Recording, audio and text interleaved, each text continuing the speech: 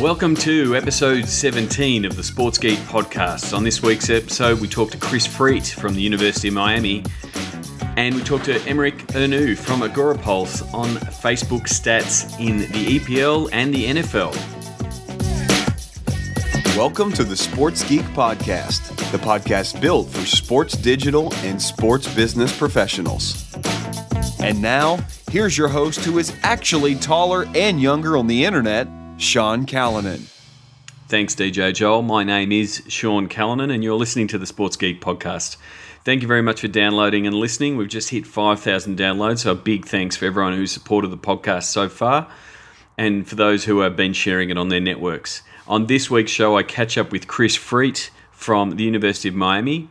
I met Chris at Seat Conference in Kansas City, and he talked with me with Francis Leach on ABC Grandstand about a new season ticket holder activation that they're doing and a loyalty program that they're rolled out for this football season. And then after that, we'll be chatting with Emeric Ernoux from Agorapulse about and comparing the Facebook activity of teams in the EPL and the NFL.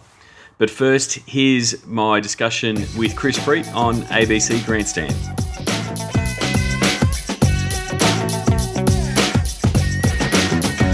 Francis Leach here. Sean Callanan is from Sports Geek HQ, and he's with us to talk sport in the digital space again. How are you, mate? I'm good, thanks, Francis. The college football season has just got underway in the United States. I'm always fascinated by how college football finds a space in the market so enormous for itself when the monster of NFL football looms large at the same time. But they've done it brilliantly, and they're also keeping up with the times in leveraging probably their most valuable asset, which is the passion of their fans. Yeah, definitely. I mean, college football, it's a bit hard to tell from Australia, but it is a massive business. They pretty much dominate Saturday. They sort of got the gentleman's agreement. I mean, the NFL is leaking out into other parts of the week, but Saturday's preserved. Saturday is college football, and you know, whether you're an alumni and you're still following or you're a student, they are some of the best games from an atmosphere point of view. You're not getting the corporate crowd that you might get at a pro game. You know, I've been to a couple of college basketball games, been to a couple of college football games, and yeah, the atmosphere the students bring and you know the pride they have in their school, you know, goes with no bounds. I think they had 115,000 at the College Football Open between I think Michigan were in it, and you know, just massive crowds. And so, you know, they're really looking at the same sort of problems that pro teams are having in serving their season ticket holders and making sure people keep attending, and that those season ticket holders are happy fans and, you know, turning up because, you know, it's a relatively short season. It's not a lot of games, so they really want to maximise the opportunities. Each game's an event. Oh, it is, yeah, and each game, you know, matters. I don't want to go into the Al Pacino fight that inch kind of speech, but you know, because it's such a short season, every game, you know, matters from rankings, and they're starting to move towards a, you know, college playoff kind of thing. So it's really big business. Well, Chris Freet would know about what it means to actually turn each of these games into an event and keep his tribe happy. And he joins us now. He's the Associate Athletics Director of Communications and Marketing at the University of Miami. G'day, Chris. How are you going? I'm doing well. Thank you for the opportunity to jump on with you guys today. G'day, Chris. Can you just give us a little bit of background? You've had a good start to the season with the Hurricanes. Can you give us a bit of a background of what your job entails and what you're looking to do to serve the Hurricanes fans? Yeah, and I appreciate the conversation you guys had before I joined you. I mean, you're exactly right about the passion that's around college football. It is not too different in terms of the intensity of it from international soccer. Probably very similar to what you guys see with Australian rules football, and then certainly what we see around the world with rugby. But there isn't anything that compares in the United States, and I'm fortunate to work in that environment. My job at the University of Miami is to work with our athletic department programs and oversee the communications, marketing, and ticket sales areas. And so not only am I working on the messaging, but I'm working on the engagement on game days and trying to take that passion from sometimes what would be a 7 on a scale 1 to 10 and try to always keep it at a 10 as loud and proud as humanly possible. Chris, how do you differentiate yourself, I guess, in tone and culture in the digital space from the NFL brands, which are big, they're cashed up and omnipotent?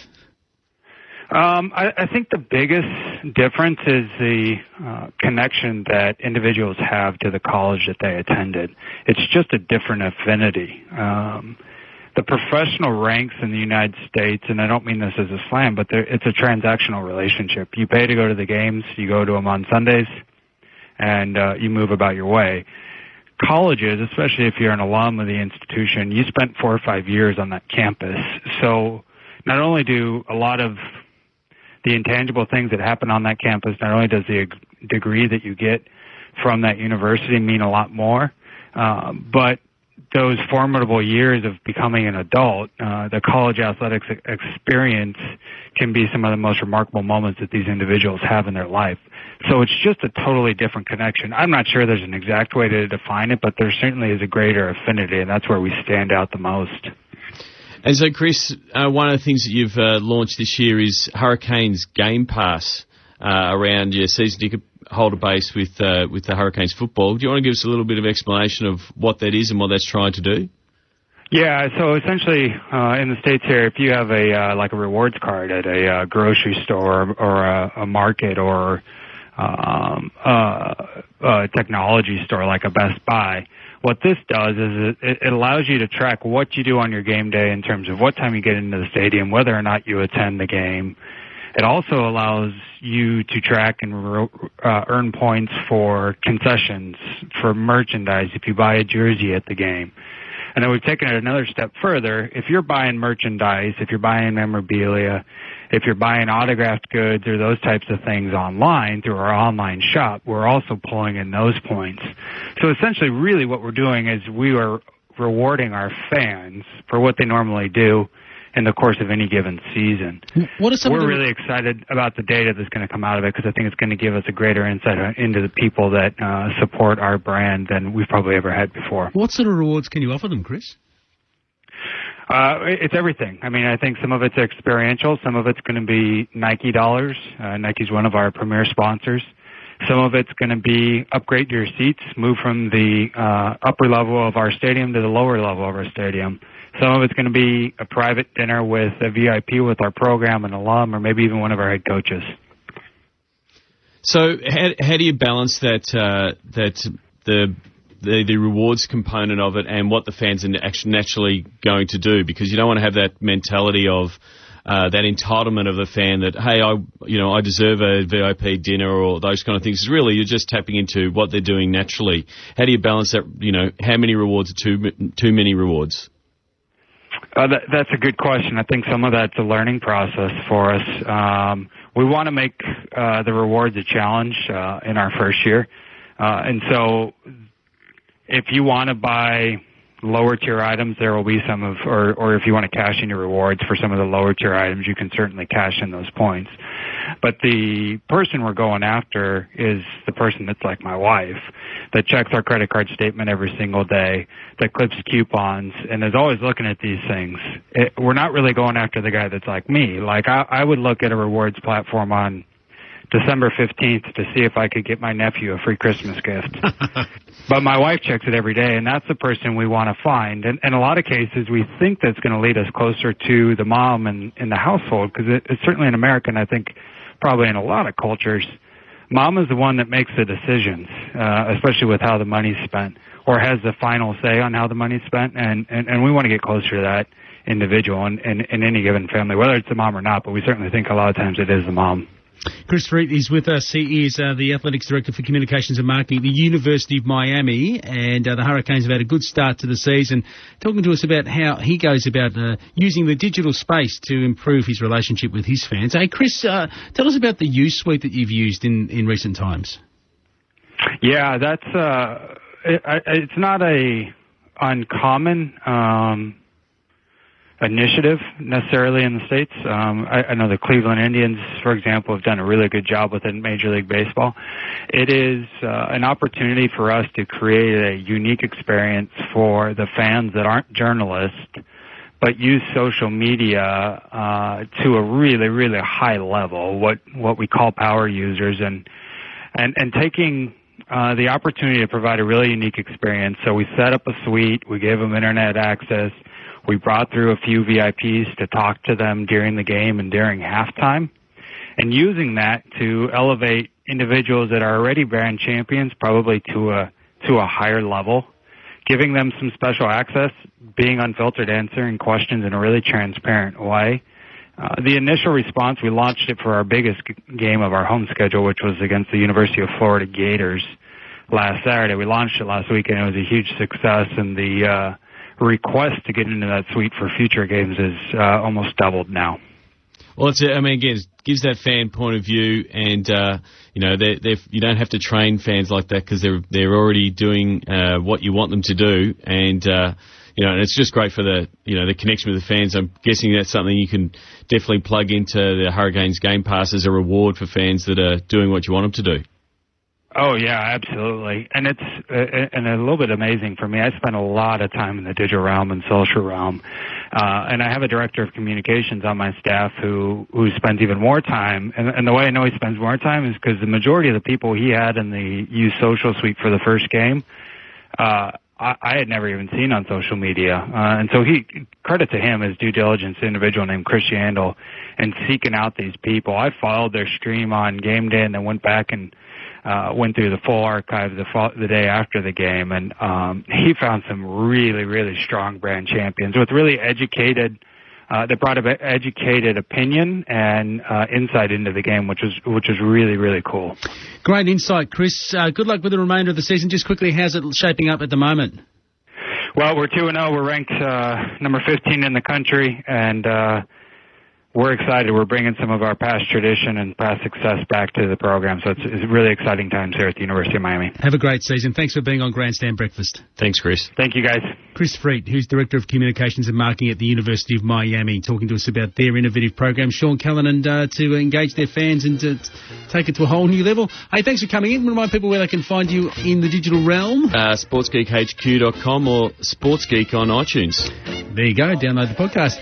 Sean Callanan, our digital sports guru, with us here on Grandstand Breakfast. Like the Sports Geek podcast? Find us on Facebook.com/SportsGeek. Thanks to Chris there for joining Francis and I on ABC Grandstand. The Hurricanes Game Pass is actually built behind the scenes by the guys at Project Blindside, who do the front end and the look and feel of it, as well as ski data behind the scenes. So I was lucky enough to meet Ren, and I'll most likely get Ren, who's from Ski Data, on the program to talk a little bit more about their system behind the scenes from a CRM point of view, and starting to get that view of the fan from the season ticket, from a membership, from a merchandise, and any other purchases that the fan is making. So we'll have Ren on a future episode. My next guest, I actually met Emmerich at Social Media Examiner conference in San Diego in March.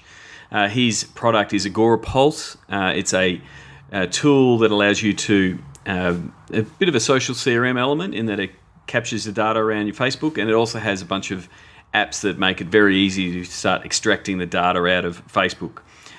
What he has done is helped build a couple of infographics, one comparing Manchester United versus Liverpool, and the other comparing the Green Bay Packers versus the San Francisco 49ers in their opener. So this is my discussion with Emmerich Anu from Agorapulse.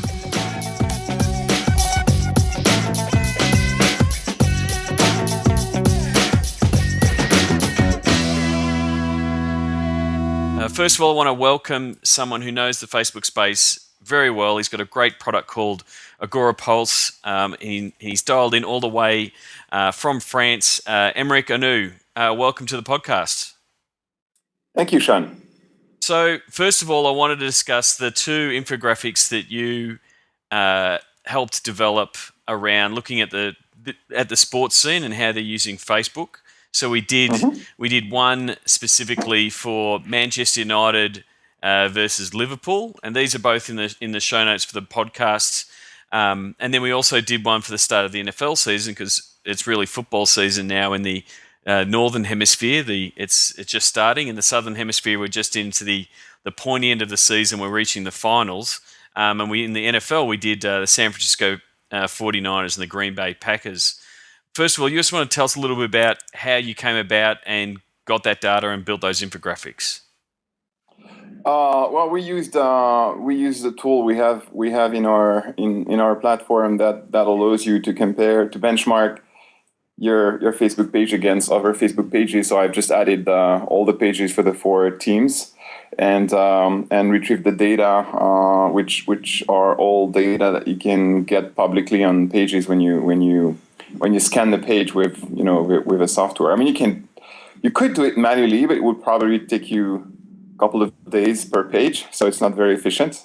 Doing it with the software allows you to, scan through the page with a robot and get all the comments, like shares, and measure the engagement and the number of interactions on the pages. So just looking at both the numbers, like the couple of numbers that jumped out at me for both the teams were the number of, because you ran this over. These were averages over 30 days. Yes. So both Manchester United, Liverpool, Green Bay Packers, and the 49ers averaged over 4 posts per day, and to me that seemed a little bit high. From an industry standard, you're looking at brand pages across several brands. Is that a stock standard number? Is that high or is that low? There's not really, unlike many people think or would like to or write on their blog post, there is no rule about the number of posts you should do per day. I'm going to give you an example of a page I like very much, which is a page called Being Liberal. It's an American page, and it's about liberal, thoughts and politics. And these guys post 30 posts a day, 30. So not 330, which is huge if you benchmark it against the average brand page posting habits. And they get the highest PTAT I've ever seen on any Facebook page, which is, they almost have people talking about this metric that's equal to the number of fans, which is outstanding. And they get one of the highest per post engagement I've ever seen either. So when you benchmark each individual post and look at the reach for that post and look at the engagement rate for that post, you get reach and engagement rate that are higher than good brands who are doing 1, 2, 3, 4 posts a day. And when you look at the negative feedback, which could be the downside of posting too often, they have a very low negative feedback. So at the end of the day, the conclusion on all that is what matters is not the number of time you post. What matters is what you post. And if you can consistently post for 5 times or 10 times a day, great content that resonates with the audience, then go ahead, do it, because it's gonna get you great results. If you can't, and it's even hard to come up with 3 posts a week, well, stick with 3 posts a week. The whole thing is that content gonna work? Is it gonna make your audience say, "Wow, I like this, it's great," or is it just gonna leave them cold? And when you look at Being Liberal, it's pretty easy for them because it's all about the politics, public health. Should we go at war or not? Is bombing Syria a good idea? I mean, all kind of stuff that everyone is like interested about because they watch the news, they have opinions, and obviously they like that page. They share the opinions of that page, or everything they write and they post relates to what they care about. So that's the only thing Facebook page manager should worry about. So the other thing, So the other thing, looking at the 2 infographics, is the percentage of fans engaged. In that, Manchester United's got 27%, the Green Bay Packers 39%, Liverpool 17%, and to me they seem to be pretty average. And you've got the 49ers that have gone and got 104% of their fans engaged. Was that just a blip on the radar? Was that a good week that they had, or is it more likely that they? Well, there are two things. Yep. Yeah, there are two things that explain that engagement rate. Number one, if I'm looking at the benchmark as of today, it's decreased a little bit because today it's 98% over the last 30 days from today.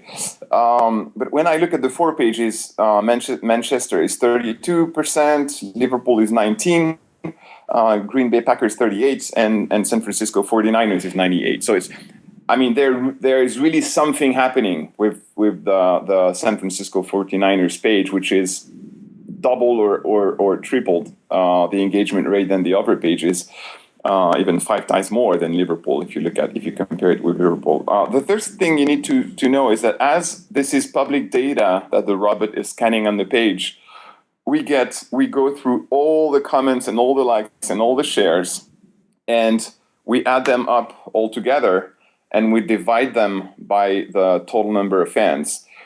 So if a fan has liked multiple times or commented multiple times or shared multiple times, it's going to be accounted for multiple times. There is too much data to individualize that count. We can't just deduplicate engagement made by a fan several times on several posts over the 30-day period. So it is artificially increased by that technical glitch. Okay. That's the first thing.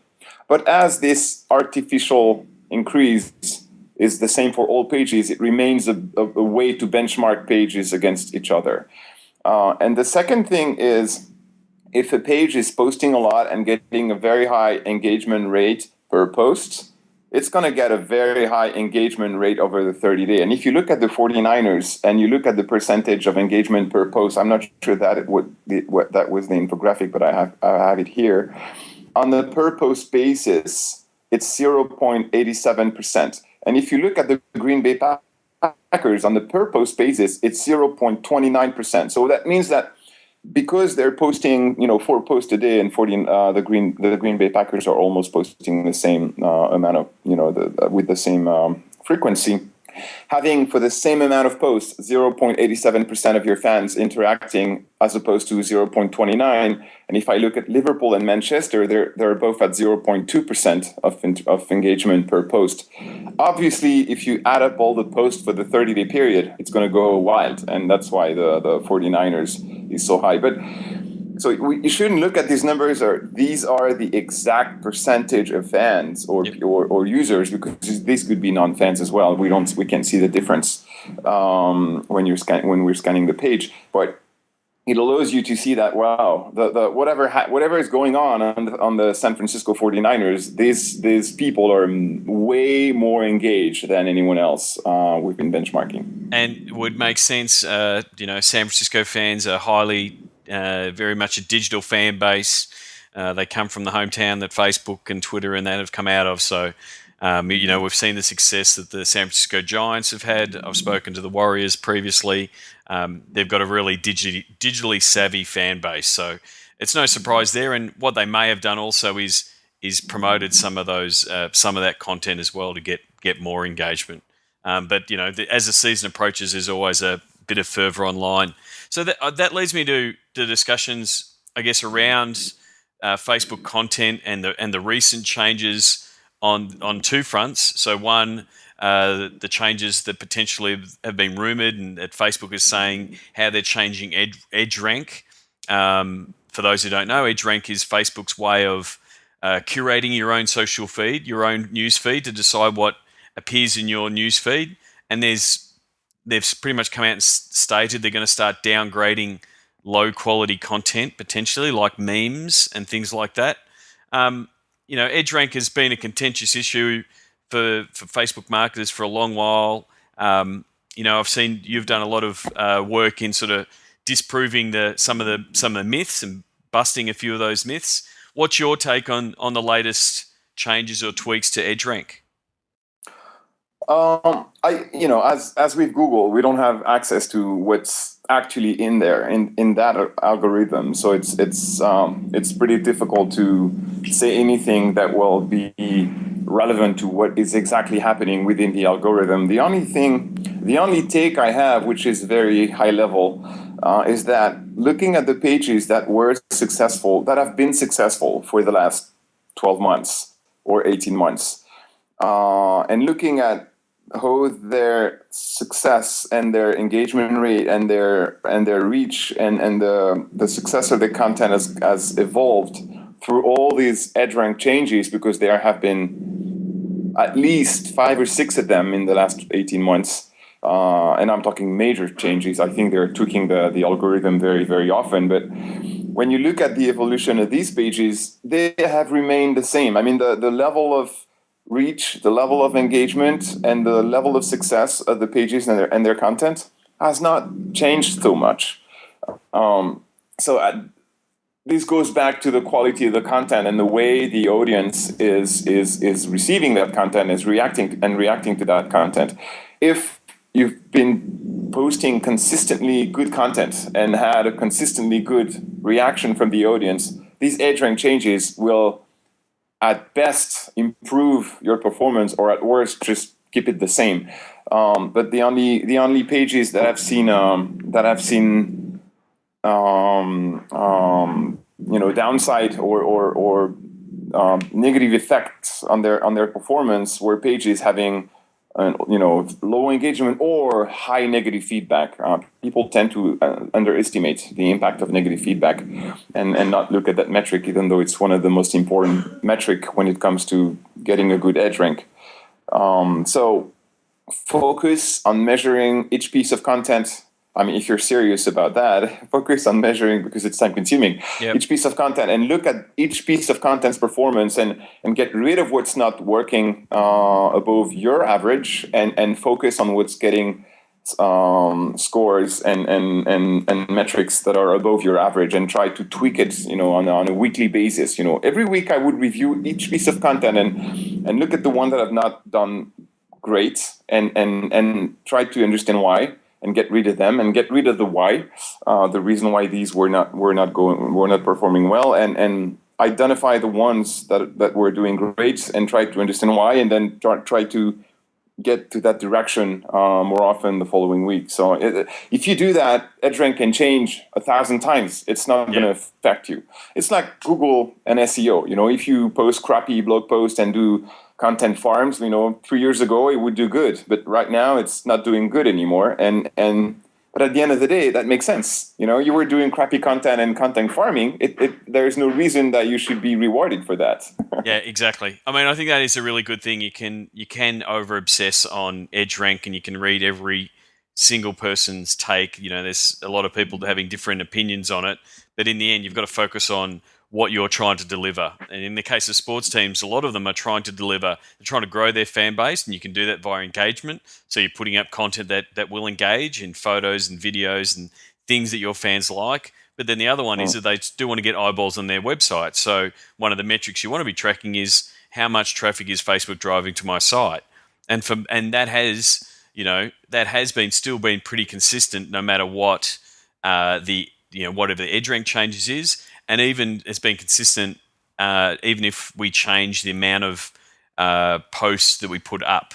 So we've with some teams throttled the amount of posts back and only put up the premium content. But we know, the fans know, well, this must be a premium content because the team is valuing it. I will click through, I will read it, and the traffic has remained the same just by removing some of that content. So that was one of the changes around EdgeRank. The other change was around the promotion guidelines. I've already spoke about it on a previous podcast. The fact that now you can run pretty much Facebook have opened up the floodgates. Previously, the promotion guidelines didn't allow you to run competitions on your wall. You weren't allowed to run like competitions and comment competitions, and they were pushing brand owners into third-party apps. Much like Agorapulse, which you're a third-party app. And when they came in and called this change, there was a lot of the sky is falling. Third-party apps are going to be killed off. Everyone's going to be doing like competitions. I'm not in that boat myself. What's your take as an app owner, as someone who has a tool that you can run campaigns through and extract data from Facebook using Agorapulse? Well, it's also a subject I'm pretty much on top of, because I wrote like right after the change the subject on different blogs, and that gave me the time and the depth to analyze and try to understand the pros and cons and what that change really brought to the page owners. And the bottom line and my conclusion was the following. The first thing is the value of the prize you are giving away will impact the channel you use to offer that prize. If you're offering very, very valuable prizes, doing it on the wall will probably be very messy and complicated because, if you're giving away $10 ticket for a game, people are not going to scrutinize the way you are giving away those tickets, and they're not going to sue you in court if you're not doing it fairly. So that's okay. And honestly, to give away $10 a piece kind of prizes, I would even myself go with the timeline and don't bother setting up an app.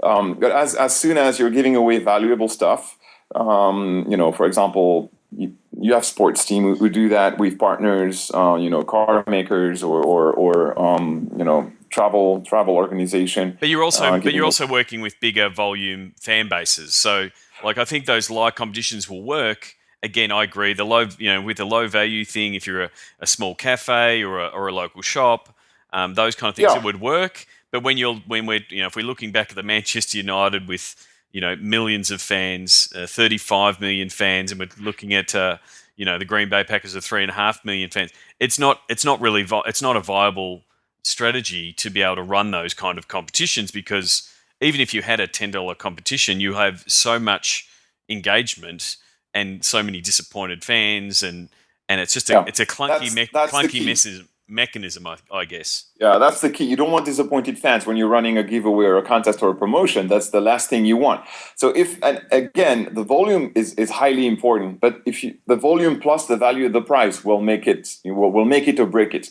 If you have a high volume of fans and a low volume and low value prices, they're not going to complain on the wall because they didn't win the $10 ticket. They're just going to let it go away. But if they have not, if they feel that the way that $2,000 round trip to go see the team play in some exotic place, and you feel that this was not awarded fairly, and you've done your best, and you've invited all your friends, and so on and so forth, then you're going to start to be disappointed and complain about it. So that's why the conjunction of the value of the prize and the size of the audience can really make a big difference. If you have a big audience and want to offer something of value, I wouldn't go with the wall because I would be very afraid, and I've seen nightmares going on pages because of that.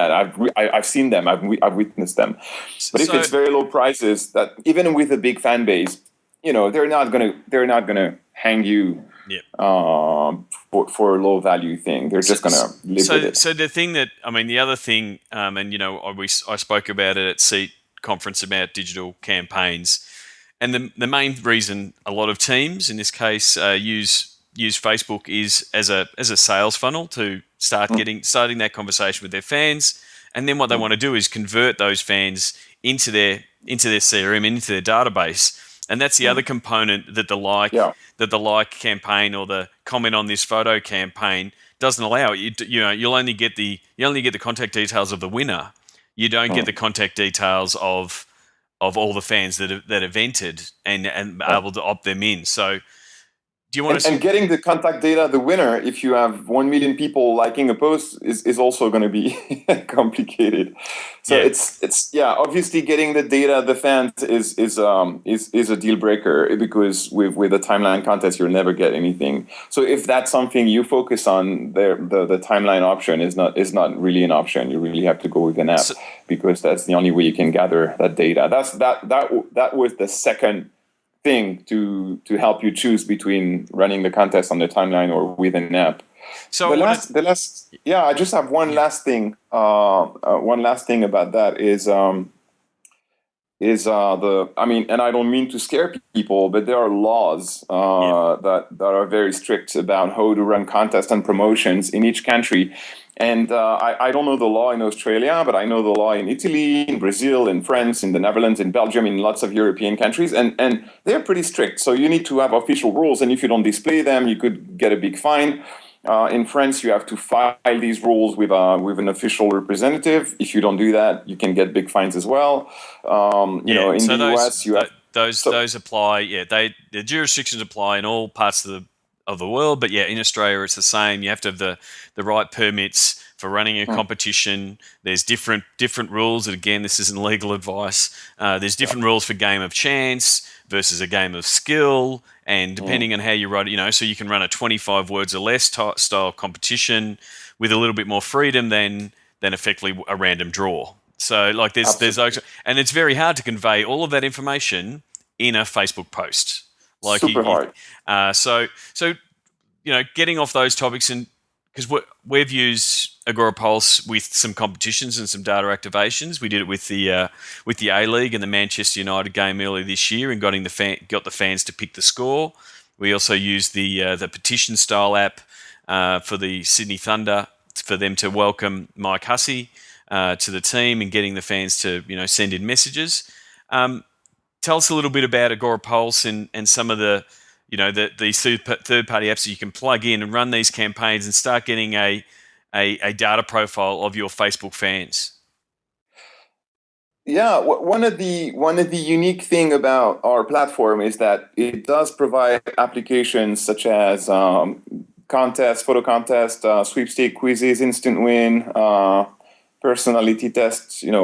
Different kinds of app. I think we have 6 or 7, and adding more every month, which allows you to collect emails, first name, last name, and what team you support, and every kind of question you want to ask them. This is one thing. But what we also have is we scan the timeline of the page, which allows for moderation and scanning the content posted by the fans, and which also allow us to merge and match the data that we collect on the timeline and we collect through the app, and kind of give you a much deeper profile information about the fans, not only knowing their email, first name, last name because they entered into a contest, but also getting all the activity they had on the page and get that title together. So wow, this is a very active fan. It's been liking 150 times last month and commenting 70 times. And I have his email. I know what team is supporting. I know what player he prefers. I know where he lives, and so now I can really start building a much more CRM oriented action with these fans. So it gives a lot more marketing power to the people running the page, because we tie these activity on the page and personal information gathering together, and we also have the competition benchmark with which we build the infographics. We have statistics, so we have a whole set of stuff, not only apps. So that's probably the one thing that takes us apart from the crowd out there. Yeah, I must say, as someone who's I've used them from a setting up of the apps point of view, it was really good. And I think that one of the key things from a selling point, from my point of view in using it, is the fact that you have that the mobile option of the app. So one of the big problems with a lot of third party apps is you go and put it up on your Facebook post and you say, hey guys, here you go and enter, and 50%, almost 60% of your fans are using Facebook in a mobile environment on their mobile. And so they click and the tabs don't open, third-party tabs don't work in Facebook mobile, but what you provide is a mobile-friendly URL, and it will redirect them to a mobile site if they're on the mobile, or redirect them to the page, the tab, if they're on the desktop. So you've automatically got access to 50% more of your fans, and in a real easy environment. So I think that's one of the big pluses, that I've when we were using it and also pitching it to clients, in that you can have that mobile web form as part of your Facebook app. Yeah, it's really a key. It's really a key thing. To be fair to the competition, we're not the only one doing this. There are other vendors who do that as well, but there are still a lot of them who don't. And I keep I keep stumbling upon contests run by pages on my timeline when I check my Facebook on my mobile, and a lot of them still don't have mobile access. So you click on the thing and you get an error message, and it's like, so frustrating. And we have pages where the participants who came through mobile are up to 40 or 50%. So it's not everyone, but for some of them, it's really significant. So it's really something that should be taken into account.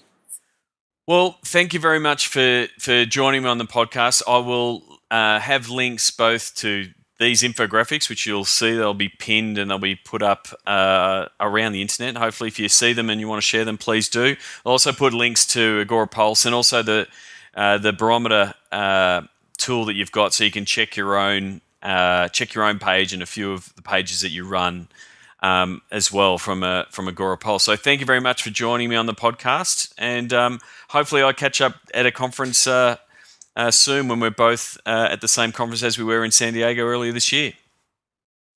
Yeah, in March, very probably. I was in Cleveland last week for Content Marketing World, so I go to conferences in the US very often. And thank you for having me. I mean, it was a great conversation. Leave me a voicemail question for Sports Geek Podcast using SpeakPipe at sportsgeekhq.com/SGP. Well, that wraps up another action-packed Sports Geek podcast. I want to thank Chris Freet and Emmerich Arnoux for joining me on the podcast. All the links from the show notes will be in the show notes, so you can check out the Hurricanes Game Pass. You can also check out Agorapulse if you just simply go to sportsgeekhq.com/Agorapulse, and I'll redirect that link to Agorapulse.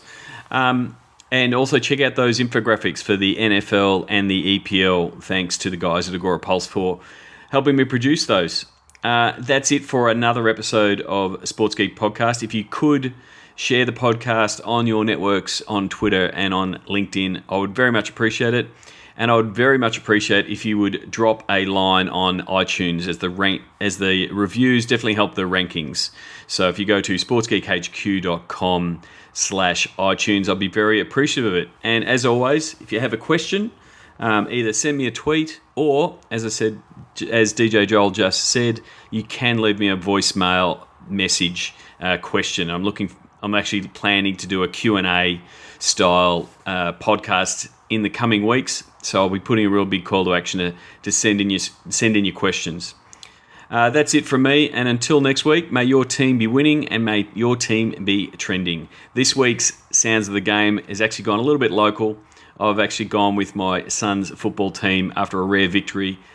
They don't quite know all the words to the song, but you can hear their enthusiasm. Cheers.